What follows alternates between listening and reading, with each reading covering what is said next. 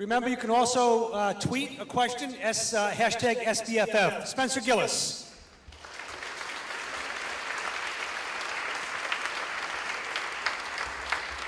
Hey guys. Wow, this place is big. Sorry, I'm a little nervous being up here. There's a lot of people. Any questions? Yes, ma'am. The question is, what was the inspiration for this? Yeah, it's a good question. I had just first of all, I just want to say thank you to everybody for bringing me here. This is a really amazing experience and great way to see the film. My inspiration is, I have a pretty complicated relationship with this film, actually. It's a really hard film to talk about as a filmmaker. In every festival that I've gone to and screened, I've always struggled to find a way to talk about this film. But in terms of the inspiration, really the genesis of the idea came from a desire to tell a story about fatherhood, actually. So that's in there, but that's not really what the film actually became. But that was the idea where it sprung from, was this idea of doing something about fatherhood and the way that men kind of can find an instant bond through fatherhood. And in my experience in adulthood, there's not a lot of ways that men can instantly find a bond, and that's one of them, in my experience personally. And then it just sort of, as I started to write it and come up with this narrative that came to me, I realized there was a larger opportunity to do something a little more meaningful than that, that spoke towards what you saw in the film. And I think a lot of that comes with my own preoccupations, because I'm originally from Kansas. I grew up in a small town in Kansas, and I live in New York now. So you can imagine the differences in the cultures and the politics and the ideas and the attitudes towards diversity and race. And I've always sort of, now that I've lived where I live for so long, I reflect back on the people that I grew up with and the kind of attitudes and racism that I saw where I was from. And it's always something that I've kind of pondered and sort of just tried to understand and grappled with my whole life. So this is kind of where that came from. Yes, sir.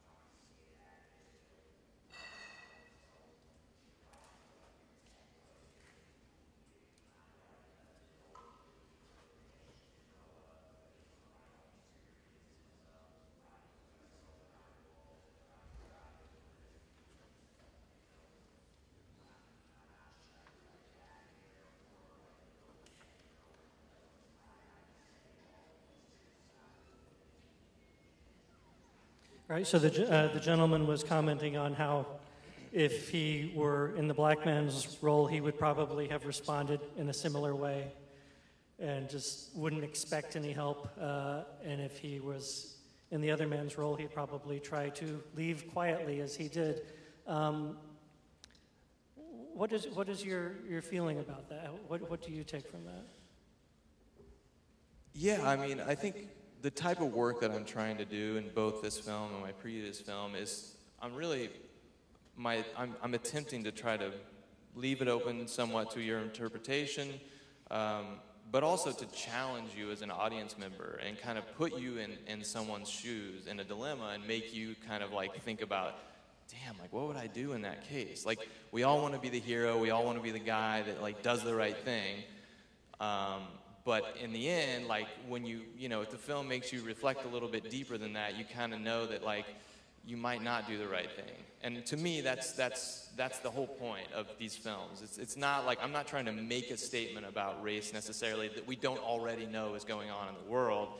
It's more to create a space for you in your own head and also the person that you came to watch the movie with, and hopefully on your drive home, it's haunts you a little bit and you're kind of damn, I can't get that out of my head. I want to talk about this movie. I want to figure out what it means to me, you know? Because ultimately, I can have all the intentions I want, but the film is whatever it is to you, you know? And that's what my biggest goal is, to like create a conversation. If I can do that, that's a success for me. Yeah, so good reading. Yes, sir, you had a question?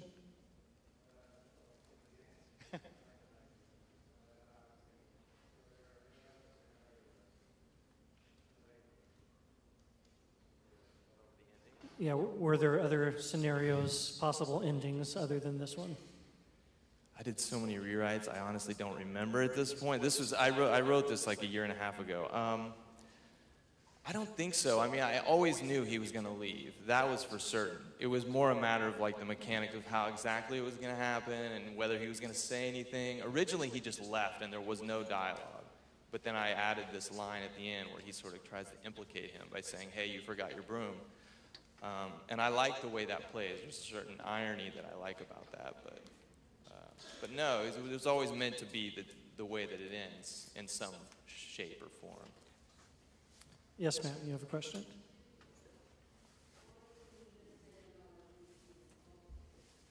The question is, why didn't he do maybe something nicer and say, I didn't see them smoking? Yeah, I mean, I don't disagree that he was a coward. I mean, but the way that I work is I create these characters first, you know? I kind of have the character in my head, and I write out a bio, and I figure out what their backstory is, and how they were raised, and who their parents were, and, you know, what their parents did for a living. Like, all of those things kind of play into who these people become. And then, like, once I start writing the story, I almost don't have a choice in the matter. It's like, this is who they are. This is the choice that he would make in that situation.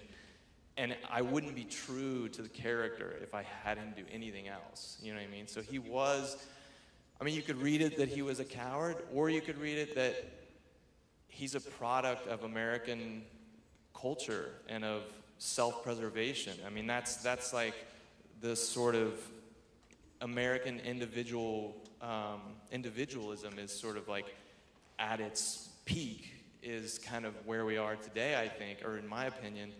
And part of that is like everybody for themselves. There's no social responsibility really. And so that's another preoccupation I have that's there somewhere in that film. A little bit anyway.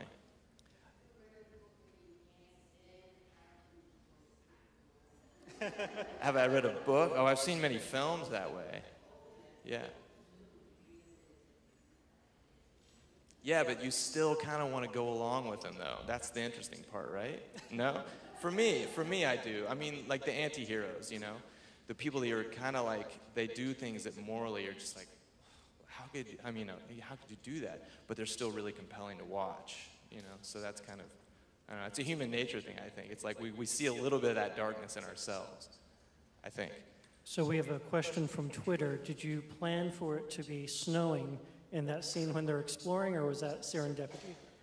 Yeah, that was just dumb luck. We got so lucky with that. I mean, you could have seen it as a disaster for the shoot because it was 3 days and it had to match. It's all kind of a real-time film. I mean, it takes place in like 15 or 20 minutes. And yeah, that wasn't part of the plan, but this day two, you know, before day two, that night after day one, we wrapped and we got the weather report that was going to be a 12-inch snowstorm, and we were like, oh God, what do we do? Because we had already scheduled the police car for the Sunday, and anyway, my team they were amazing, and they rescheduled everything, and we rescheduled the actors, and everybody came in, and they braved that freezing cold storm. And to Sean, the actor that gets slammed up against the hood, he did that about 18 times. It wasn't 18 times, but I might be embellishing, but it was at least 6 or 7. I mean, we did that take a few times, because he has to do it from multiple angles, you know? We didn't just do that close-up of him getting hit. It's like all these different angles, so they braved it. They did a really great job, but I think the elements helped the acting. I mean, I think that they were really feeling the starkness of what was going on, and it enhanced it for them, too.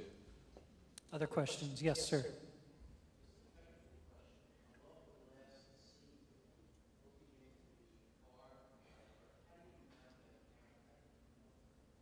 How did you film the last scene? He's talking about the shot mounted on the hood of the van. Well, we had a great key grip that he built this entire rig on the front of the van. It's basically just these metal pipes and a mount. I mean, it's not much to it. It's actually pretty rudimentary looking. We were like, oh, is this gonna work? Because we had this really expensive camera that was under Ethan Mills' insurance. His whole family's here. And we were like very nervous about it. So we're like getting up on there with our bodies and like jumping on it ourselves to make sure that this thing is not gonna fall off when we do this rig in the middle of this snowstorm.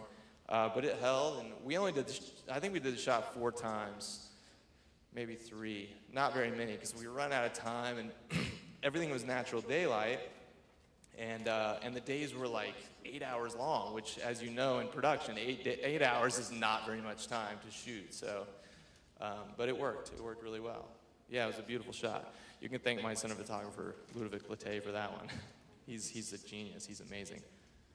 Yes, back there.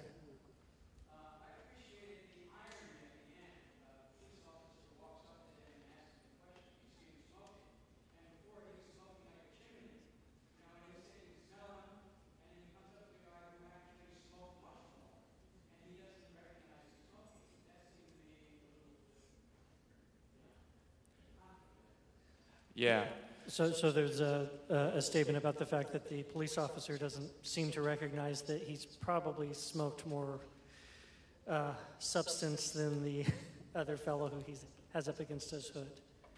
Yeah, and I think that's where the film kind of starts pushing more towards making some kind of a statement towards institutional racism and how even this cop who, I mean, he's lighter skinned than the 2 other actors in the film, but I mean, we talked about this, the actor and I, Alexis, the guy that plays the cop, and he says, oh, I get lots of different roles, Latino roles, black roles, so, I mean, he knows that he can play different sort of, I guess, ethnicities or races, but what's interesting about him as the cop is that you start to realize that the training that's involved, that they go through, and that's part of this profiling that happens. And then it's not always just an individual who's racist or has preconceived notions. It's also part of the institutions that create that kind of situation where I mean, I think there was a level of skepticism when he said, I don't know, I was just working back here. He gives him a little bit of a look. There's a moment, but it doesn't last long. He just sort of like, all right, I'm just gonna let this guy go, And I think that's part of the film going from the individual. I don't know if the lead character is racist, but he has a bias for sure. I mean, he doesn't trust these guys. We don't know why, but it seems like it may have something to do with race. And then it shifts more towards, showing something institutional also as part of our current world.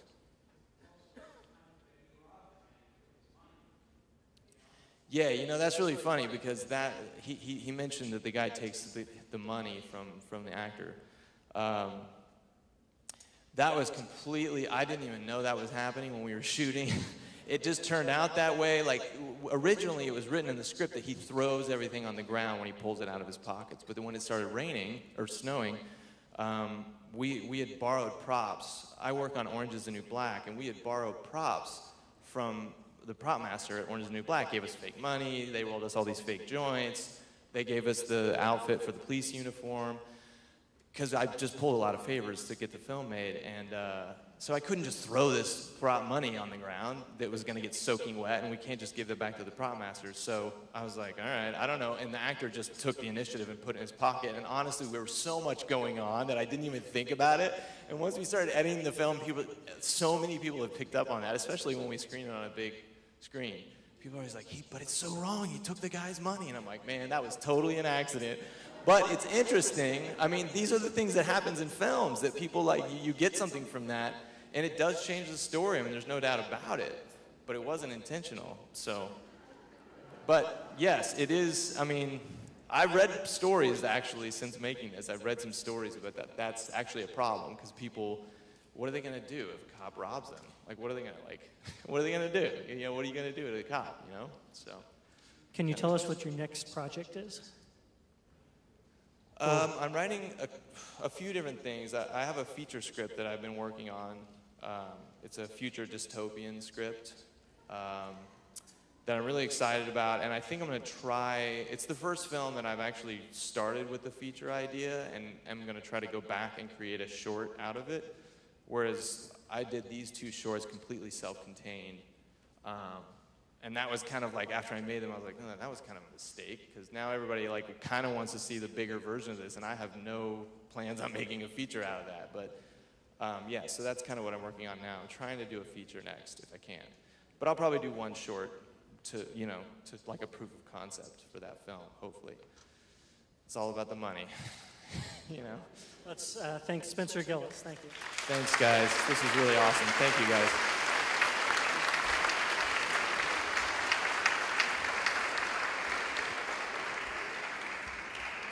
Filmmakers regret they couldn't be here for the keeping room, but please enjoy our last competition film. Have a good night.